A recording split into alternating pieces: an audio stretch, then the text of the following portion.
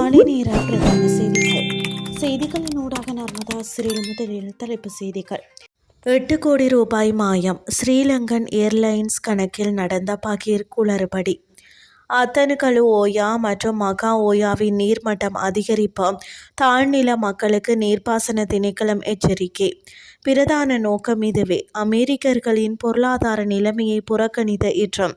இனி விரிவான செய்திகள்.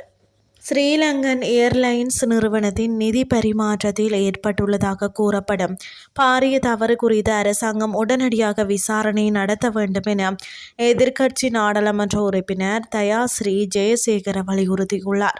துபாய் தொடர்பான முகவர் செயற்பாடுகளுக்காக வழங்கப்பட வேண்டிய நிதி தவறுதலாக வேறொரு வங்கி கணக்கிற்கு மாற்றப்பட்டுள்ளதாக நாடாளுமன்ற உறுப்பினர் குற்றம் சாட்டியுள்ளார். சென்னை கிளை மற்றும் துபாய் செயற்பாடுகளுடன் தொடர்புடைய கொடுப்பனவுகளே தவறுதலாக பரிமாற்றப்பட்டுள்ளதாக அவர் குறிப்பிட்டுள்ளார். இந்த நிதி அபுதாபி இஸ்லாமிய வங்கியில் உள்ள ஒரு கணக்கில் தவறுதலாக வைப்பு செய்யப்பட்டுள்ளதாக தெரிவிக்கப்படுகிறது. தயாஸ்ரீ ஜெயசேகரவின் கூற்றின்படி சுமார் 97,450 ஐக்கிய அரபு அமீரக திர்கம் தவறாக பரிமாற்றப்பட்டுள்ளது.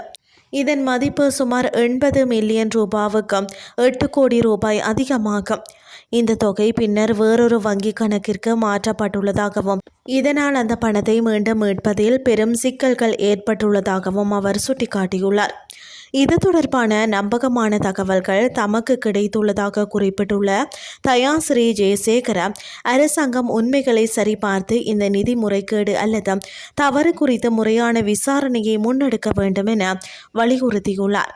ஸ்ரீலங்கன் ஏர்லைன்ஸ் நிறுவனம் ஏற்கனவே நிதி நெருக்கடியும் பல்வேறு முறைகேடு குற்றச்சாட்டுகளையும் எதிர்கொண்டு வரும் நிலையில் இந்த புதிய முறைப்பாடு நெருக்கடியை ஏற்படுத்தியுள்ளது.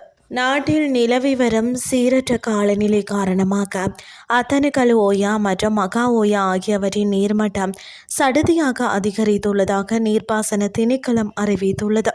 இதன் காரணமாக இருபுறமும் உள்ள தாழ்நில பகுதிகளில் வசிக்கும் மக்கள் அவதானத்துடன் செயற்படுமாறு அறிவுறுத்தப்பட்டுள்ளனர்.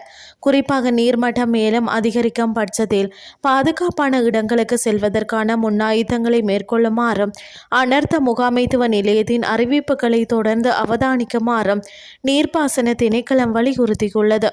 இனி வெளிநாட்டு செய்திகள். அமெரிக்கர்களின் பொருளாதார நிலைமை குறித்து தான் சிந்திக்கவில்லை என்றும் ஈரானிடம் அணு ஆயுதம் இல்லை என்பதை உறுதிப்படுத்துவது மட்டுமே தனது ஒரே நோக்கம் என்றும் டொனால்ட் ட்ரம்ப் அறிவித்துள்ளார்.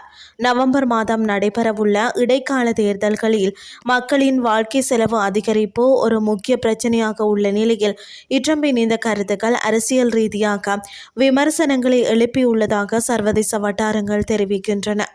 இந்த நிலையில் ஈரான் யுத்தத்தை முடிவுக்கு கொண்டு வருவதற்கான பேச்சுவார்த்தைகளில் அமெரிக்காவின் நிதி நெருக்கடிக்குள் தனது முடிவுகளில் எந்த தாக்கத்தையும் ஏற்படுத்தவில்லை என ட்ரம்ப் தெரிவித்துள்ளார்.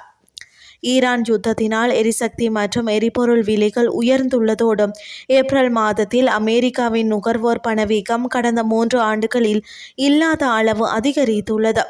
இதன் காரணமாக பொருளாதார பாதிப்புகள் தேர்தல்களில் குடியரசுக் கட்சிகளுக்கு பின்னடைவை ஏற்படுத்தும் என அந்த கட்சியின் உறுப்பினர்களே கவலை தெரிவித்துள்ளனர். இருப்பினும் பொருளாதார கவலைகளை விட தேசிய மற்றும் உலகளாவிய பாதுகாப்பே முக்கியமானது என ட்ரம்ப் தரப்பு வாதிடுகிறது. இதேவேளை ஈரானின் அணு ஆயுத தயாரிப்புக்கான கால அவகாசம் கடந்த கோடை காலத்தில் இருந்து மாறவில்லை என அமெரிக்க உளவுத்துறை மதிப்பீடுகள் தெரிவிக்கின்றன.